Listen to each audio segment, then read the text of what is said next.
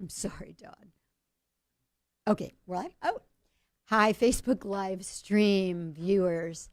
Paula Shaw here. We are just getting ready to record Change It Up Radio with Paula Shaw. And I am so delightful to have you with us. I know some of the usual watchers of our show are not with us because we are about an hour and a half past the time we normally live stream. It was a crazy day. I got into the middle of, fortunately, I was not involved, but there was a very, very bad accident that stopped traffic dead on the freeway. So we started late, and then we recorded our show backwards so that I could go ahead and do the interview with Carrie Woodland and Donna Gilmore, who were here to talk to us about avoiding a nuclear crisis right here at San Onofre in Southern California. It's an amazing interview. If you didn't catch that video, please check that out on our Change It Up Radio Facebook page. So we are, as I tell you every week, you're backstage with Change It Up Radio. We are just about to record our first and second segments that will then be attached to the third and fourth segments that we just recorded. So thanks for bearing with us. Thanks for being flexible. Hey, Happy New Year. It's a new year. Let's all hang together and be flexible and encourage each other and have some fun together. All right, here we go.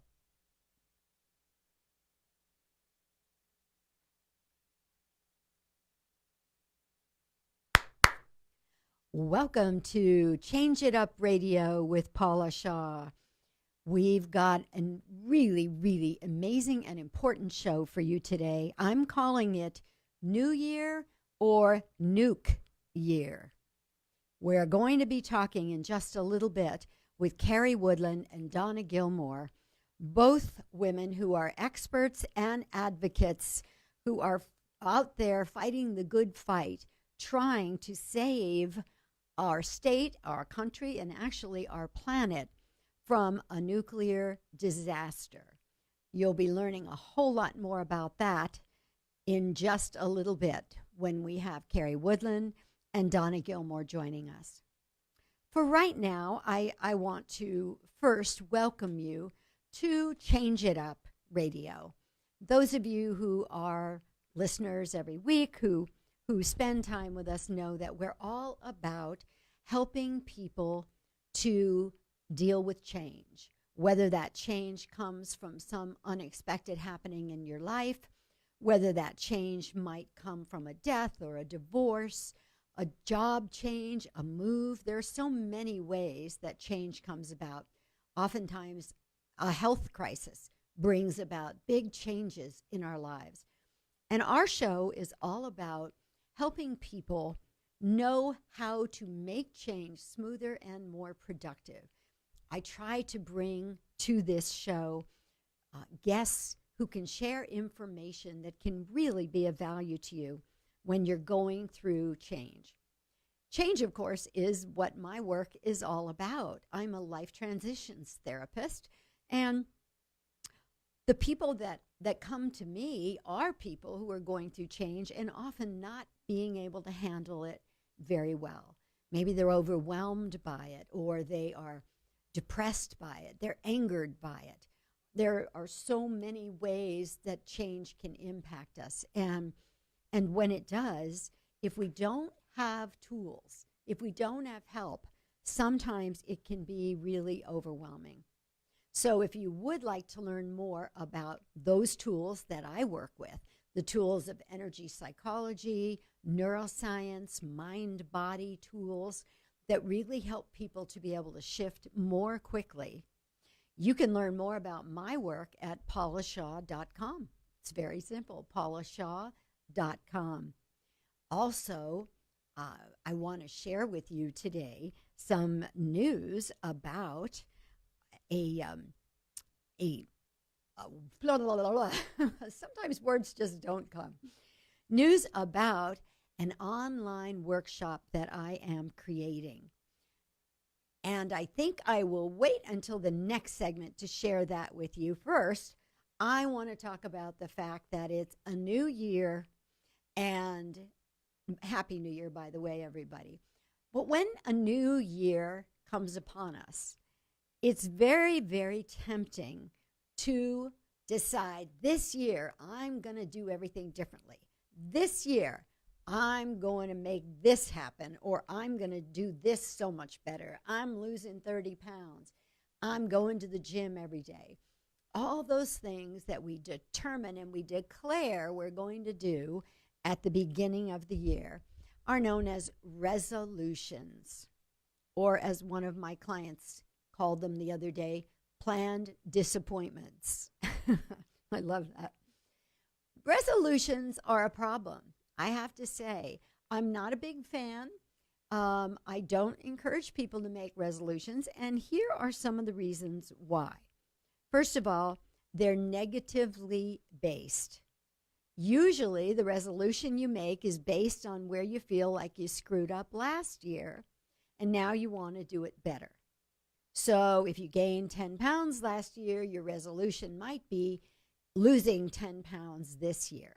So, and because those of you who follow me know that I always look at everything in terms of energy, because everything in the universe is made of energy. So when you begin with an energy that's a low, slow vibration, like looking at where you failed, it's very hard to create a high, wonderful, positive outcome. I hope that makes sense. So we want to have congruency in what we're trying to change. Yes, I want to make better choices this year. I want to do things differently. That has a different energy than, yeah, I'm going to lose that 30 pounds that I gained last year. Or this year, I'm going to keep my promise, and I am going to go to the gym every day. You see, there's a different energy. So I want you to all be cognizant of the energy that's surrounding this thing that you're deciding you're going to do or not do, whatever the case being. Oftentimes, resolutions are a problem because we make them impossibly big. You know, instead of saying, each month I'm going to lose, in a healthy way, I'm going to lose weight until I reach my goal of ... But instead it's, I'm losing 30 pounds this year, you know, or I'm going to the gym every day. Instead of, I will go to the gym 3 times a week, or I will go to the gym, on a regular basis. There are ways to word things that don't bring in so much of that negative energy and make them so big that they're sort of impossible to actually do. And the other problem with resolutions is many of us have a history with, I should say, a negative history with them because we've made them before and we haven't kept them. So what's the solution? Do we just not even try to do things better this year? No, I don't think that's the solution. What we want to do, consider this idea. Consider a reset rather than a resolution. See, I love the word reset. It's like, when your phone gets wonky or your computer's doing weird things, you just turn it off, you restart, you reset everything, and then it has the opportunity to work better. So what about that? It's like if you're out sailing and you're not going in the direction you want to go, you make a course correction. You don't beat yourself up because you weren't doing it perfectly the first time. You don't talk on and on about it. Because remember, when we talk about things, positive or negative, we're feeding them energy. And whatever we feed energy to is going to grow. So be careful what you grow this year. Make your conversation and your focus tune into something positive. Gear it towards something positive. Speak in excuse me, in a positive way. Then you keep the vibration of what you're talking about and what you're trying to do much more positive.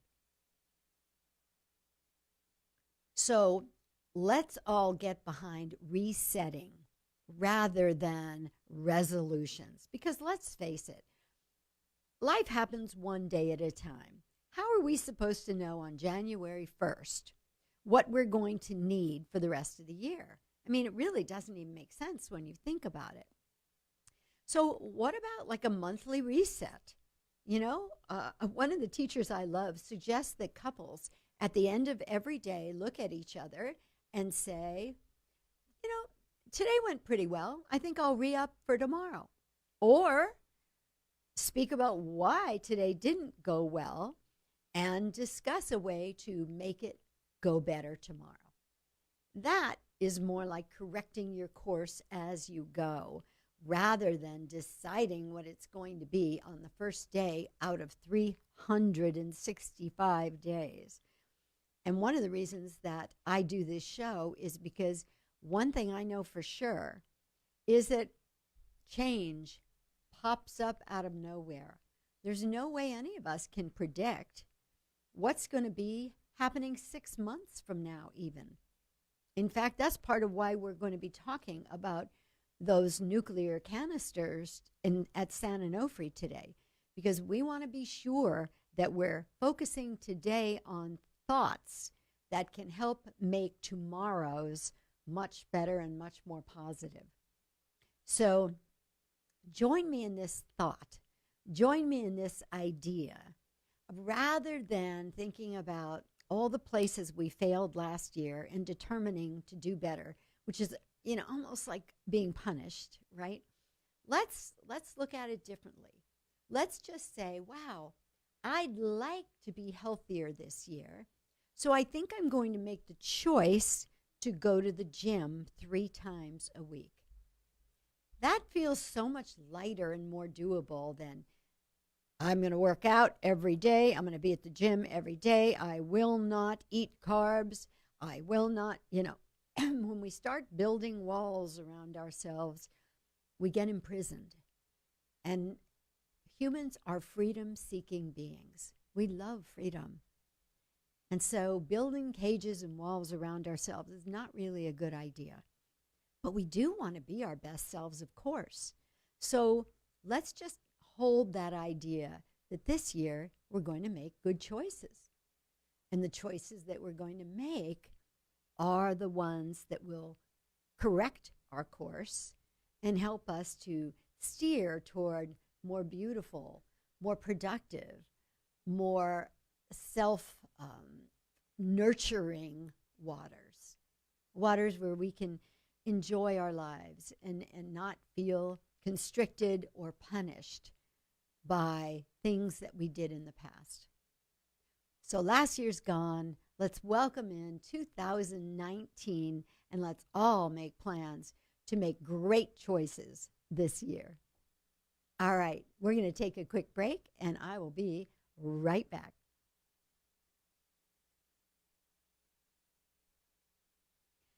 Okay, live stream listeners, thank you for being with me in that segment. And I'm going to just do a little quick review of my notes here, and then we're ready to go to the second segment.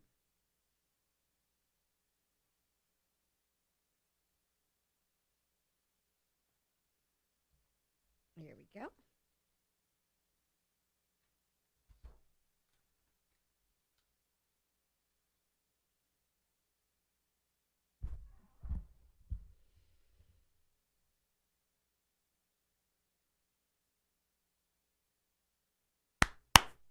Welcome back to Change It Up Radio with Paula Shaw.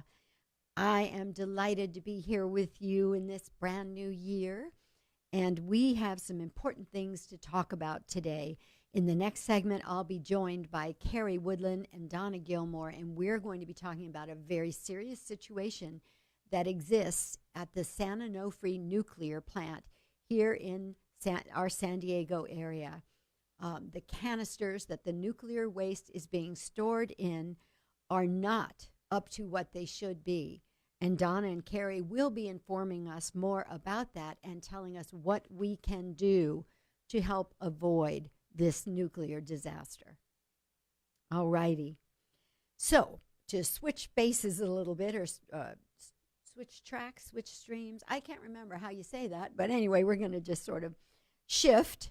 I want to talk a little bit about my new book, which was just released in the fall, and by the way, is doing very well on Amazon, and I'm getting some great reviews, so I am super excited about that. I wrote that book because I want, after 27 years of working with people going through life transitions and hearing way too many times people say, nobody called me, nobody came over, nobody visited. Hearing the heartbreak of people who felt abandoned, and knowing, because I've talked with people on both sides of that equation, knowing that a lot of the people that don't call or that don't come over do that because they don't know what to say and they don't know what to do. And they're afraid that if they say or do the wrong thing, they could make things worse. And then, life happens. This thing comes up, that thing comes up. Pretty soon, the opportunity to go has been lost. The opportunity to comfort a friend in need, or the opportunity to have that difficult conversation and get things on better footing, it's lost. So I wrote this book, which, by the way, has some very, very specific lists in it. There are lists of things that are helpful to say. There are lists of things that are not helpful to say. And there's even lists of what to say if you're the person who's hurting and people are saying things to you that are either causing you anger, confusion, defensiveness. Sometimes when people say things like, well, it could have been worse, and you feel like your life is falling apart, that doesn't feel helpful. It doesn't feel comforting at all. Sometimes when people say things like, well, God must have needed him more than you did. They mean well. Of course they mean well. And they don't realize that it isn't helpful when somebody's hurting to say something that's either inane or intellectual. Because we all know when we're sad, when we're depressed, when we're angry, this is not an intellectual experience. These are not intellectual times when you are experiencing emotions. It's not a head deal, it's a heart deal. And so when your heart is hurting and somebody gives you information for your head, do you see the incongruence there? It isn't helpful. It isn't good for making you actually feel better or feel comforted. So I wrote this book and I kept it small. It's a short book. You can pretty much read it in one sitting. And that's what I wanted, because I wanted people to feel that it was doable, to feel that they could actually sit down and get the information without committing weeks and hours and months of their lives. So, and that happens to be one of the things people are saying in the reviews that they like best, that it does feel really doable. And it feels like you can sit down and actually take the time and get it read. But I've also been getting emails and people who have called and contacted me who are saying, we want to learn more. God, that was so helpful. That chapter was so helpful, but I wonder why people do that, or I wonder how you can avoid that. And so in answer to that calling for more, I have created an online course, which I'm very excited to tell you about today. And the course is the same title as the book, Saying the Right Thing When You Don't Know What to Say. And that online course is going to begin January 16th. That's next Wednesday. Well, let's see. Well, I'm not sure when you're hearing this, but it will be, excuse me, on a Wednesday evening. It's going to be done through Zoom at 6 o'clock. And the meat of each class will be between 6 and 7. But I'm going to stay online for another half hour for people, the participants, to ask their personal questions. So you're going to be getting a lot of information.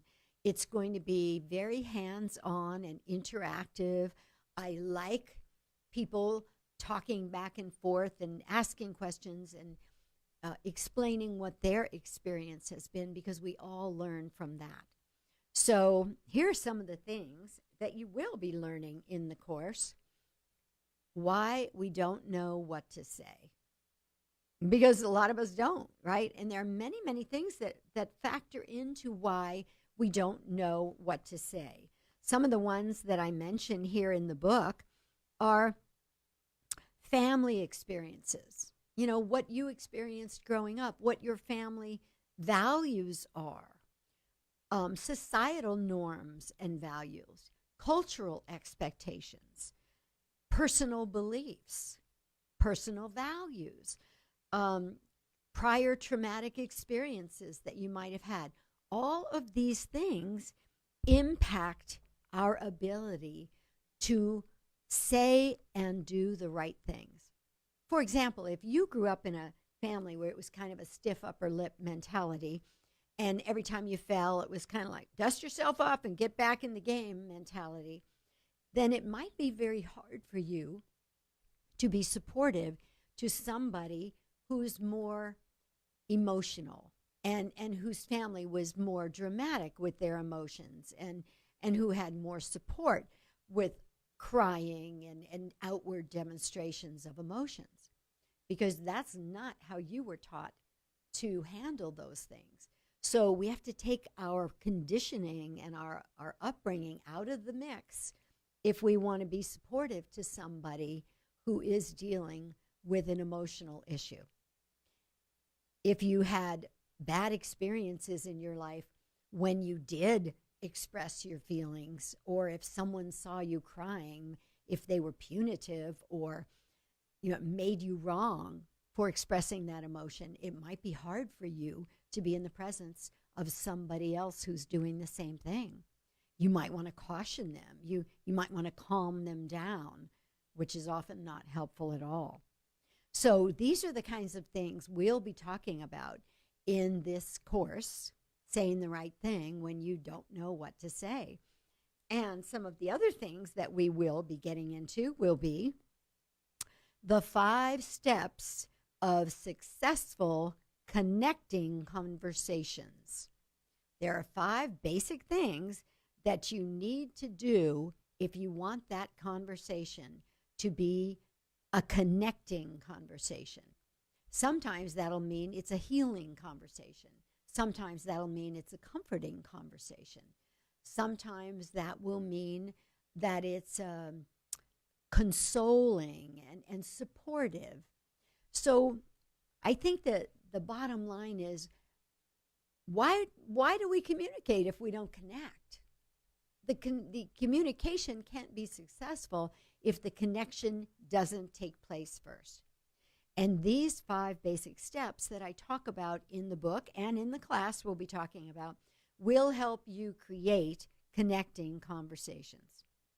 We're going to get into, what do you say? How do you respond if you're the one in pain and somebody is saying something to you that makes you feel angry or trivialized? So we're going to talk about what's it like to be the person on the other side as well.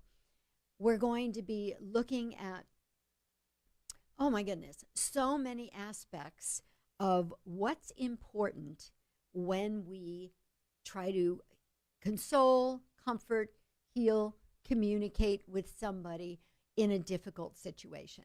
None of us like difficult conversations, and we tend to avoid them like the plague. But in this course, which begins January 16th and will meet every Wednesday online at 6 o'clock Pacific time, this course is going to help you to master those skills, help you by the end. It's a 5-week course. By that 5th week, you will feel comfortable and confident when you're in a situation where you have to have a difficult conversation. So here's the good news. When I originally designed this course, and it's on my website, paulashaw.com, under events and courses, it was priced at $347 for the 5 weeks. And trust me, it'll be worth every cent of that.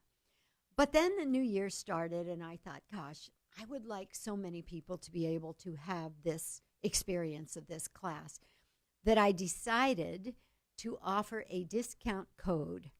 So if you go on the registration page at paulashaw.com/events and courses, you will find the course listed there for $347. But if, when you get to checkout, you use the code New Year, NEWYEAR, you will receive a $150 discount, and you'll get the course at $197. Don't miss this opportunity. This is training we all need, and I'm really excited about giving it to you in this course. So please take advantage of my New Year's gift of this discount, and I will look forward to seeing you on January 16th online. All right, we'll be back in just a moment with Carrie Woodland and Donna Gilmore. We're going to be talking about New Year or Nuke Year. We'll be right back. All right, Facebook live stream listeners, now we've got all 4 pieces of the show put together, and Todd, through his editing magic, will make that all flow together, and we'll be putting the link of the completed show on this page in just a couple of days. So thank you for being with us. Thank you for your flexibility, since we did not record at the time we hoped to. And Happy New Year, everyone. Happy New Year. I hope it's the most incredible, blessed, fabulous, productive, prosperous year you've ever had. See you next week. Bye-bye.